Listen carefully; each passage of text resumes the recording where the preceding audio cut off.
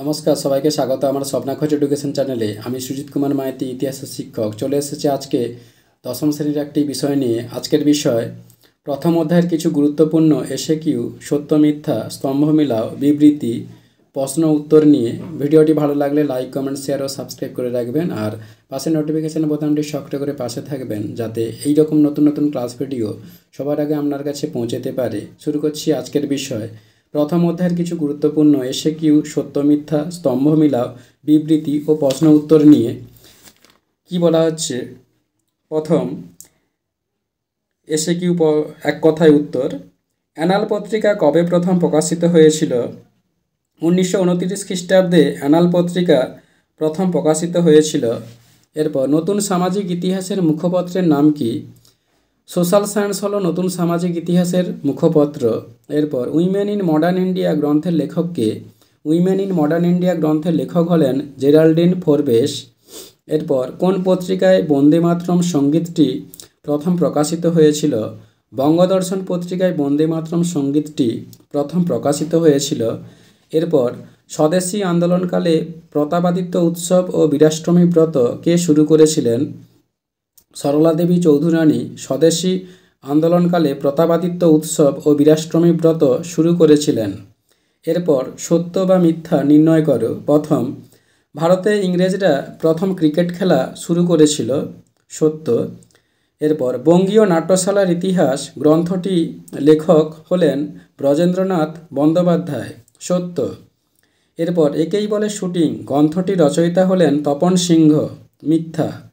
এরপর রবীন্দ্রনাথ ঠাকুরের আত্মজীবনী জীবন স্মৃতি প্রথম ধারাবাহিকভাবে দেশ পত্রিকায় প্রকাশিত হয়েছিল। মিথ্যা। এরপর letters from a father to his daughter এর হিন্দি অনুবাদ পিতাকে পত্র পুত্রীকে নাম করেন সাহিত্যিক মুন্সী প্রেমচাঁদ। সত্য। এরপর সোমপ্রকাশ পত্রিকার সম্পাদক ছিলেন দ্বারকানাথ বিদ্যাভূষণ। সত্য। এরপর কস্তম্ভের সঙ্গে খস্তম্ভ মেলাও। কি বলা হচ্ছে? নিম্নবর্গের ইতিহাস, পরিবেশের ইতিহাস চর্চা, স্থাপত্যের ইতিহাস, খেলার ইতিহাস। খস্তম্ভে আছে Alfred Crosby, Percy Brown, Boria Majumdar, Ranajit Guha. উত্তরটি হবে একের ঘ, দুইয়ের সাথে ক, তিনের সাথে খ, চারের সাথে গ। এরপরে দ্বিতীয় স্তম্ভ।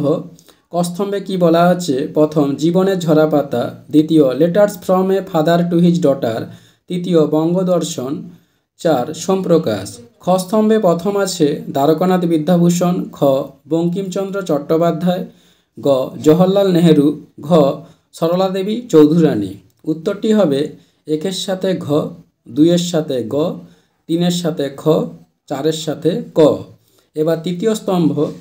কস্তম্ভে কি আছে? প্রথম হিন্দু মেলার পরিচয়, দুই জাতীয় মহাবেজখানা, তিন সায়েন্স অ্যান্ড হিস্ট্রি, চার দি ইন্ডিয়ান উইমেন ফ্রম পর্দা টু মডার্নিটি। খস্তম্ভে প্রথম বি আর নন্দ, খ জীবন স্মৃতি, গ দিল্লি, ঘ জেডি বার্নাল। উত্তরটি হলো একের সাথে খ, দুইয়ের সাথে গ, তিনের সাথে ঘ, চারের সাথে ক।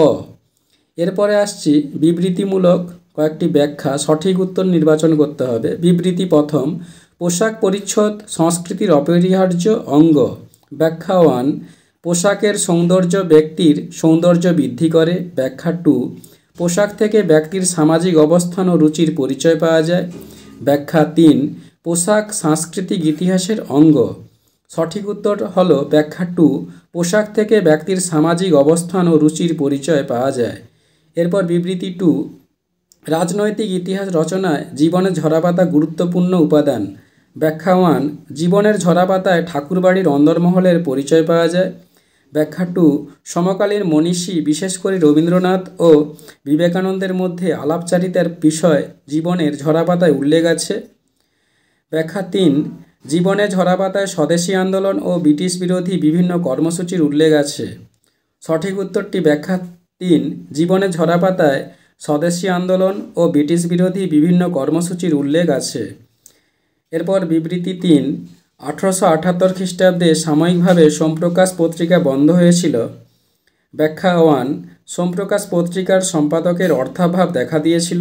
ব্যাখ্যা টু, দেশীয় ভাষায় সংবাদপত্র আইন পাস হওয়া সত্ত্বেও এই পত্রিকা ব্রিটিশ সরকারের বিরোধিতা করেছিল। ব্যাখ্যা ৩, এই পত্রিকা জমিদারদের রাজস্ব বৃদ্ধির তীব্র বিরোধিতা করে। কৃষক প্রজাদের সমর্থনে বিভিন্ন প্রবন্ধ প্রকাশ করেছিল। সঠিক উত্তরটি ব্যাখ্যা 2, দেশীয় ভাষায় সংবাদপত্র আইন পাস হওয়া সত্ত্বেও এই পত্রিকা ব্রিটিশ সরকারের বিরোধিতা করেছিল। বন্ধুরা, এখানেই ক্লাস ভিডিওটি শেষ হলো। পরবর্তীকালে আবার একটি নতুন ক্লাস ভিডিও নিয়ে উপস্থিত হব। ধন্যবাদ, সবাই ভালো থাকবেন।